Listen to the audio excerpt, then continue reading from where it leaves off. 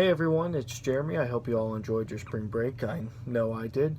So my article is titled "The Narrative Policy Framework, Agendas, and Sanctuary Cities, the Construction of a Public Problem." The authors are Mark Macbeth and Donna Liebecker. So this was an article published in 2018, but its data largely spanned from 2015 to 2017. And so what the authors did here is they looked at a specific, what they described as focusing event, or a tragic event in America that really stirred the morals of the American public, and really the impact of narratives on the public policy process. So the authors looked at the murder of Catherine Steinle and her accused murderer, who was an undocumented immigrant at the time. And it's kind of important to note here that this murder took place in July of 2015, so less than a month after Donald Trump had announced his candidacy for president of the United States. So a central argument of the authors here is that the narrative pushed not only by the political actors, including Donald Trump at the time, but also Breitbart News and Fox News, two conservative media outlets.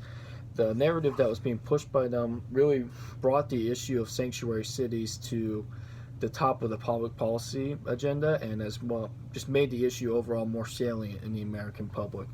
And they point to this not only by looking at Google search trends to show that the searches for terms of sanctuary cities skyrocketed in the summer of 2015, but also that the use of the term sanctuary cities also was used more frequently in bills being introduced at the state level, including a bill that was actually passed by the United States House in 2015, House Bill 3009.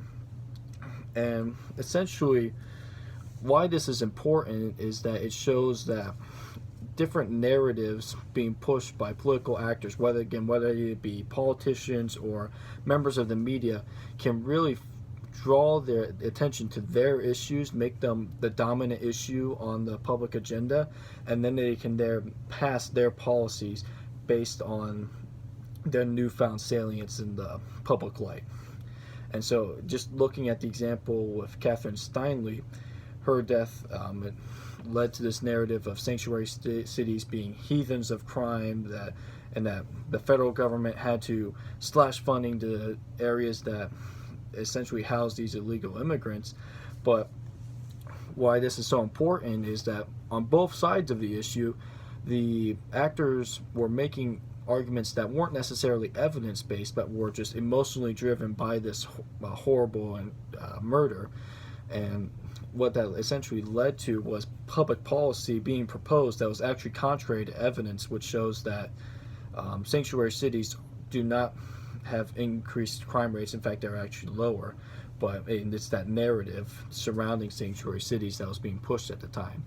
And so I really think that this connects well to what we discussed in class regarding Schatzsnyder, that the real battle in politics is not necessarily substance, it's about what gets on the agenda, what issues become salient, and also what Schatzsnyder discussed as the three ways of conflict displacement: agenda setting, obviously getting your issue on the agenda, how an issue is framed, and also the scope of the conflict here. So Catherine Steinle's murder, as tragic as it is, was a local issue, but these people pushing this narrative made it a national issue and tried to connect this murder as to argue why sanctuary cities across the nation were a problem for the country.